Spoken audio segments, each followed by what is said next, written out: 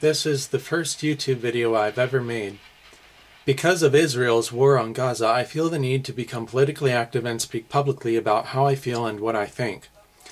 At first I thought it was okay that Israel was going after Hamas because, according to US media, Hamas is a terrorist organization and this is part of the war on terror. But with the more complete information available through the internet, I have come to realize the unfairness and injustice that has been happening to the Palestinian people. When I saw the map of Israel and Gaza, I was confused why I didn't see a country called Palestine when the people are called Palestinians and people keep chanting Free Palestine. I had to ask myself, where is Palestine? I started searching the internet and Wikipedia to learn more about the history of Israel and Palestine. I wanted to learn why there has been such a long and ongoing conflict between them. I also went to YouTube and typed Gaza into the search field. Then I changed the search filter at the top of the results list from uploaded anytime to uploaded this week. I was both surprised and glad to see Jewish people protesting Israel's war on Gaza, demanding an end to attacks on innocent civilians that included so many women and children. I was even more surprised to learn that Jewish people in the US have been protesting Israeli treatment of Palestinians for years. They even have a website, nkusa.org, and you can see their speeches on YouTube by searching for Netre Karta. Use YouTube's time filter to see their most recent videos protesting the war on Gaza. What have Israelis done to Palestinians to cause Jewish people to protest?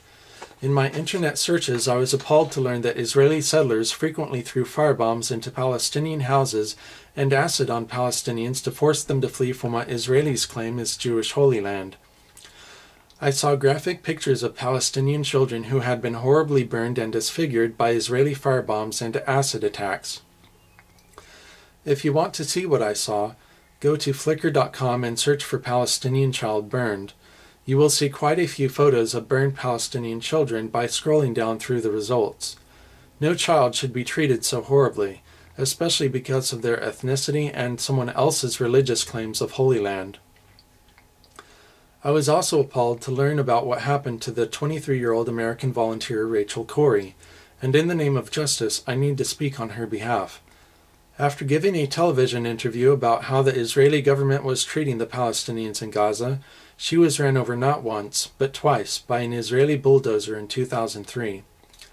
To understand why she was killed, you must see the television interview she gave. You can find the video on YouTube by searching for Israel Slaughters American Volunteer. Pause this video if you need to write this down. To see her photo, go to flickr.com and search for Rachel Corrie bulldozer. She and others were standing unarmed and peacefully in front of the house of a Palestinian doctor to protest the destruction of Palestinian houses by Israelis. The others who were with her said there was no way that the bulldozer driver couldn't see her. They were wearing fluorescent vests, waving their arms, and shouting through a bullhorn. In the United States we have a word for such an act. It's called murder. The bulldozer driver and the Israeli government claim it was an accident. Who should we trust more to tell the truth? Should we trust the Israeli government or the people who saw it happen? Watch the television interview she gave before she was killed and you'll know whom to trust. Because of what she said about the Israeli government before she was killed and their omission of details about her death, I would like to ask the international community to conduct an independent investigation into her death. They can kill the messenger, but they can't kill the truth. I have posted this video as a response to the video titled Why Israel Won't Let Reporters into Gaza. On MSNBC's Rachel Maddow show, Richard Engel reports that an Israeli official told him Israel won't let reporters into Gaza because they don't want anyone reporting on the humanitarian situation in Gaza. They want to manage the image of the war on Gaza, so they plan to keep reporters out until news coverage switches to the presidential inauguration on January 20th, and by that time they expect people will be too preoccupied with news on Obama's new presidency to care about news on Gaza anymore.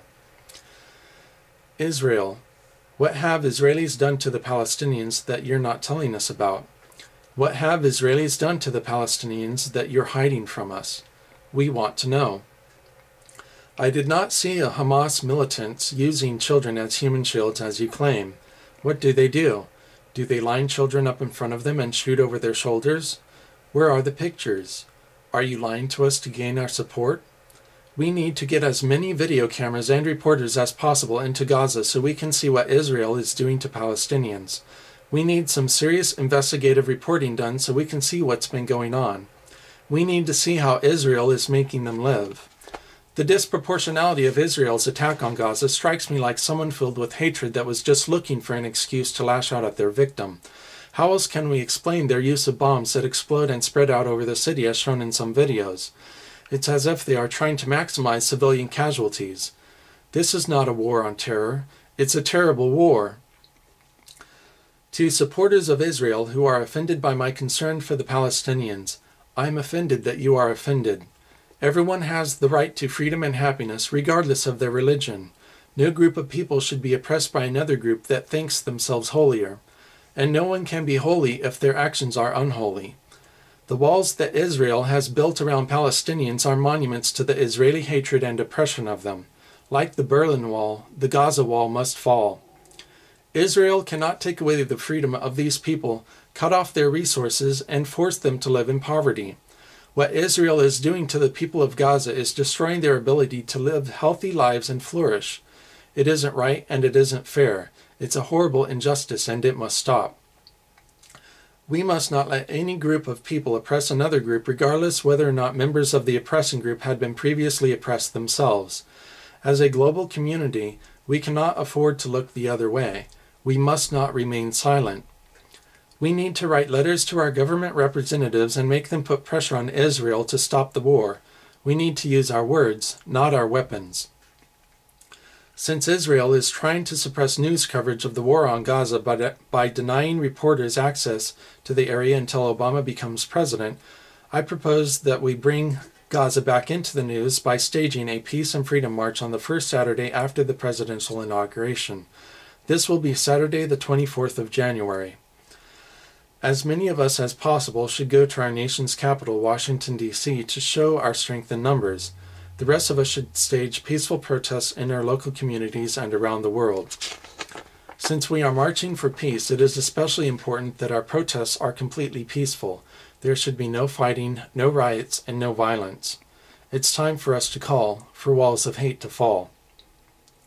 To reprimand Israel for their excessive and irresponsible use of military force against Gaza, we need to quit selling them U.S. military vehicles and weapons and quit giving them $3 billion a year to help fund their military activities.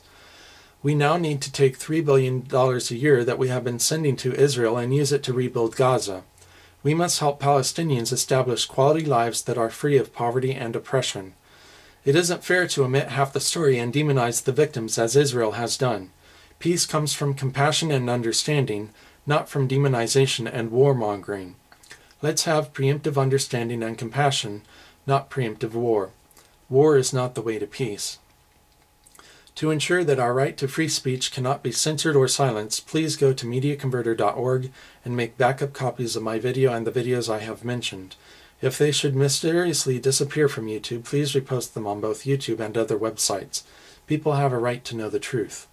If I understand YouTube right, you can click my user ID and subscribe to my webpage to hear about new videos I add. Please subscribe to my YouTube webpage if you would like to hear future comments from me. Thank you.